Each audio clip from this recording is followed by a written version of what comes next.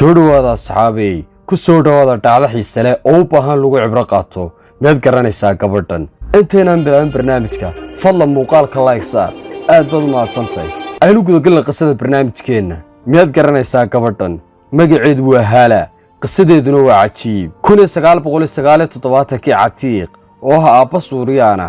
ayaa go'aansaday inuu guuro dalka Mareykanka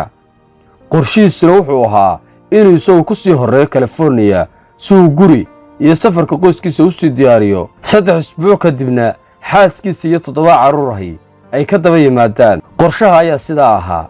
3 usbuuc markii la joogay ay xaaska catiiq iyo caruurteedii diyaarad u soo raacay New York waxaana isla markiiba lagu amray inay sawir iska qaadaan si loogu sameeyo green cardka Mareykanka hase ahaatee haweenka qoyskan oo xijaabna ayaa laga codsaday inay xijaabka iska bixiyaan si sawir kur ah looga qaado hooyadii dhashay caruurta inkastoo markii hore yar diidaneed haddana ugu dambeyn way bixisay xijaabkii waxaana sidoo kale yeelay 2 gabdhood oo kale oo ay dhashay markii la gaadhay doorkii ay Hala sawirka laga qaadi lahaa ayaa loo sheegay in xijaabku bixiso way diiday ilaa ugu dambeyn loogu hanjabay in Suuriya dib loogu celin doono oo aysan Mareykanka geli doonin diyaaradda California imaka way kacaysaa Hala hooyadeed ayaa ka baryaysa inay xijaabka bixiso si aan Suuriya dib loogu celin balse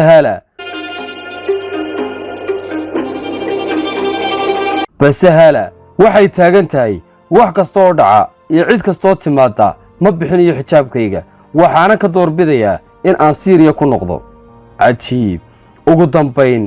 dambeyn shaqaalihii wasaaradda socdaalka ee garoonka ayaa ogolaaday in Hala la sawiro iyadoo xijaabkeeda ku labisan sida sawirka inooga muuqata bas nasiib xumo waxay waqti ay mar horeba duushay diyaaradda ay qoysku raaci lahaayeen California habeenkaasna waxay u hoydeen garoonka gudihiisa markii subaxii dambe ay diyaaradda u raaceen California waxa sidii dhalaanka ka soo hororday aabahood catiiq oo ilmeynaya kuna hadaaqi alxamdulillah wad nooshiin iyaguna waxay ku celiyeen haa waa noolnahay maxaa kale oo dhici lahaa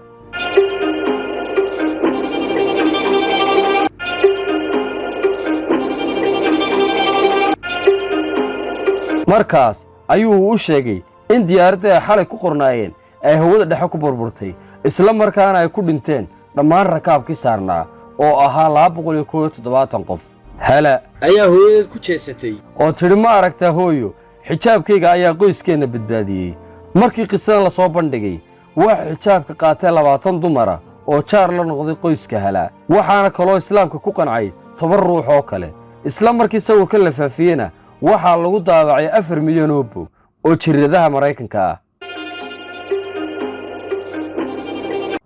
sidaas Hala waxay ku noqotay haweeneydii ugu horeysay ee iyadoo xijaaban sawirkeeda lagu dhijiyo dhammaan dokumentiyada Mareykanka